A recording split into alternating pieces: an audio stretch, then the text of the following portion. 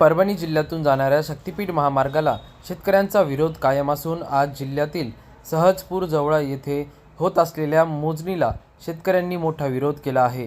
आज सकाळपासूनच प्रशासनाने मोठा फौजफाटा सहजपूर जवळा परिसरात तैनात केला आहे। त्याला विरोध करत शेतकऱ्यांनी रस्त्यावर उतरत निषेध केला आहे। यावेळी शेतकऱ्यांनी मोजणीला विरोध केल्याने पोलिसांनी देखील अनेक शेतकऱ्यांना ताब्यात घेतले आहे। आपलं मतदान दुसऱ्याला जाते, बटन दाबले काँग्रेसला की भाजपला मतदान व्हायले का व्हायले? मग तुमचा आरोप आहे समजा? माझा आरोप नाही, सगळं टोटल लोकांचा आरोप आहे। आज आमच्या इथून सीट मध्ये आमच्या गावातून लीड मिळाली त्या भाजपला, कशामुळे मिळाली? आमच्या मिळतच नाही लीड। टोटल काँग्रेसला मतदान केलं लोकांनी, तरी भाजपला म्हणजे यांनी ईव्हीएम पण हॅक केले आता कंपनी येईन, टोटल मशीन हे करून ठेवले ते मशीन मध्ये घोळ येतं का? कशी सरकार येईन नाही तर काय होईल?